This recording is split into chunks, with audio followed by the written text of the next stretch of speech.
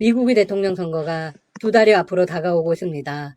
공화당과 민주당의 후보는 각각 현 대통령인 트럼프와 전 부통령 바이든으로 확정되었습니다. 9월과 10월에는 두 후보의 TV 토론이 예정되어 있습니다. TV 토론에서 지지율의 극적인 변화가 일어날 수 있습니다. 대선은 11월 3일입니다. 미국 연방법은 대선을 11월 첫 월요일 다음 날인 화요일로 정하고 있습니다. 그런데 미국의 대선은 여기서 끝이 아닙니다. 12월에는 대통령 선거인단 투표가 실시됩니다. 왜 두 번에 걸쳐서 투표를 하는 걸까요? 이유는 미국의 대통령 선거는 직선제가 아니라 간선제이기 때문입니다. 미국 대선은 승자 독식이라는 독특한 방식을 갖고 있습니다. 주별로 가장 많은 표를 얻은 후보가 해당 주에 배분된 선거인단을 모두 차지합니다. 그래서 일반 유권자 투표에서 지고도 대통령이 되는 경우가 많습니다. 대표적으로 2000년 조지 부시 대통령을 들 수 있습니다. 엘고 후보에게 무려 50만 표를 뒤지고도 대통령이 되었죠. 트럼프 대통령과 힐러리 클린턴 후보도 마찬가지였습니다. 전체 득표수에서는 클린턴 후보가 승리했습니다. 따라서 대통령으로 당선되려면 경합주에서의 승부가 중요합니다. 미국 대통령 선거 결과는 선거인단 투표 이후에 나오고 취임식은 2021년 1월 20일 날 갖게 됩니다. 여러분은 트럼프와 바이든 두 후보 중 누구를 지지하나요? 투표권은 없지만 이번처럼 미국 대통령 선거에 관심이 가는 건 처음인 듯 합니다. 누가 대통령이 되느냐에 따라 한국의 운명도 바뀌게 되기 때문입니다.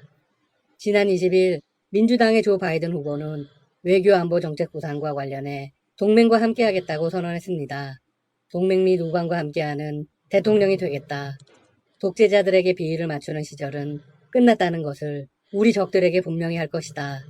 이는 대선 후보 지명수락 연설에서 나온 발언입니다. 이 발언은 트럼프 대통령의 동맹관을 정면으로 반박하는 것으로 풀이되고 있습니다. 트럼프 대통령은 방위비 증액을 압박하고 주둔 미군 철수를 거론하며 동맹을 위협하고 있습니다. 전통적인 동맹 및 우방들과의 공조체제를 완전히 무시하고 있죠. 바이든 후보는 동맹을 제대로 예우하겠다고 강조했습니다. 이는 방위비의 터무니없는 인상을 백지화하겠다는 것으로도 분석되고 있습니다. 합리적인 선에서 합의를 하겠다는 뜻이죠. 바이든 후보가 이런 입장을 드러낸 건 처음이 아닙니다. 민주당의 정강 초안에서도 한국과 관련한 방위비 협상 이야기가 나옵니다. 트럼프 대통령이 동맹관계를 훼손했다고 지적하면서 한국에게 갈취하고 있다는 표현을 사용했습니다. 민주당 정강 정책 초안의 동맹 재창조 항목에는 이런 내용도 나옵니다. 트럼프 대통령은 우리의 적들이 꿈꿔온 방식으로 동맹을 훼손하고 있다. 그 결과 오늘날 동맹 시스템은 냉전 이후 최대의 시험에 직면해 있다. 민주당의 정강은 전당대회에서 최종 확정되는데 사실상 바이든 후보의 대선 공약입니다. 트럼프 대통령은 시진핑 중국 국가주석, 블라디미르 푸틴 러시아 대통령, 김정은 북한 국무위원장 등 권위적이면서 독재적인 지도자들과 친분을 강조하고 있습니다. 바이든 대통령 후보는 이런 식의 외교 관계에 대해서도 반대 입장을 보이고 있습니다. 바이든 후보가 당선되면 트럼프식 외교 정책은 폐기될 것이 분명합니다. 대신 동맹과의 관계를 복원하며 외교를 통해 미국의 글로벌 리더십을 회복하겠다는 입장을 분명히 했죠. 바이든 후보는 러시아 등 외국의 미국 대선 개입 의혹도 거론했습니다. 나는 우리의 가장 신성한 민주주의 활동인 투표에 대해 외국의 개입을 결코 참지 않을 것이다. 미국은 공식적으로 지난 2016년 대선에서 러시아가 개입했다는 평가를 내렸습니다. 이번 대선을 앞두고도 비슷한 움직임이 나타나고 있습니다. 러시아와 중국, 이란이 미국 선거 관리 사이트에 불법적인 접근을 하고 있습니다. 한편 트럼프 대통령은 대선을 앞두고 어떤 목소리를 내고 있을까요?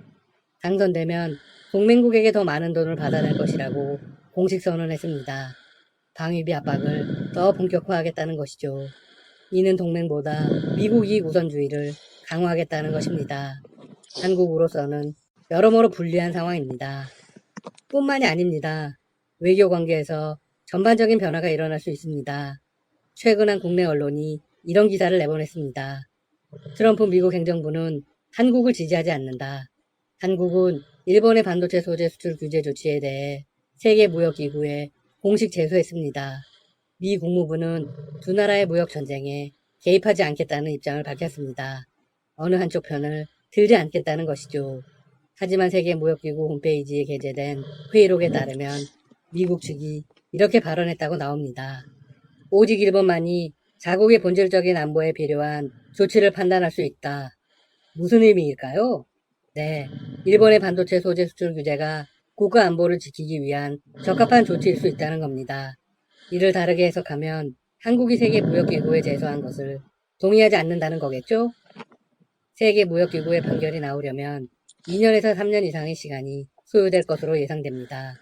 한편 지소미아 종료와 관련해서도 일정이 다가왔습니다.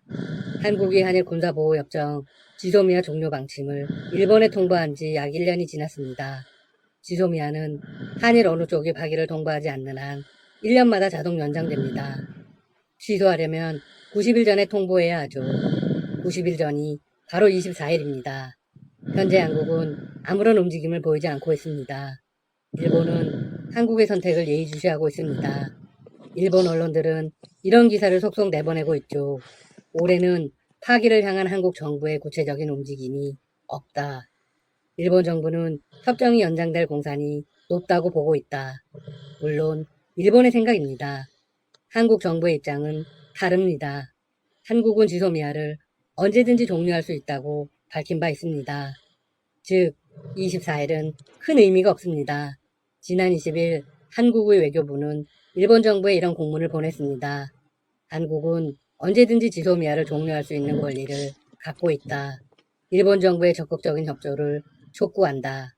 지소미아가 정상적으로 체결되기 위해서는 한국에 대한 수출 규제를 해제해야 합니다. 그리고 화이트리스트 복귀가 필수적으로 선행되어야 하죠.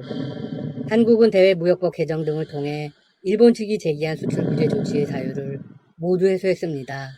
하지만 수출 규제를 계속 유지했죠. 한편 변수는 다시 미국이 될 것으로 보입니다. 미국은 지소미아에 어떤 입장을 보이고 있을까요? 종료 결정의 효력을 한시적으로 연기하는 수준을 넘어 이 협정을 정식으로 연장 및 유지하라는 압박을 보이고 있습니다. 한미일 세 국가의 강한 관계는 영내 번영과 안정을 담보한다. 그리고 우리 미국이 공유하는 민주주의 및 다른 가치들에 부응하는데 매우 중요하다. 현 상황으로 보건대 한국의 입장에서는 이익을 볼 수 있는 게 없습니다. 일본은 수출 규제를 풀지 않고 지소미아는 연장이 되어버리는 상황이 되니까요. 방위비 협상의 미국 측 대표가 바뀌었습니다. 한국과의 첫 협상을 시작했습니다. 하지만 협상은 여전히 제자리 걸음인 것으로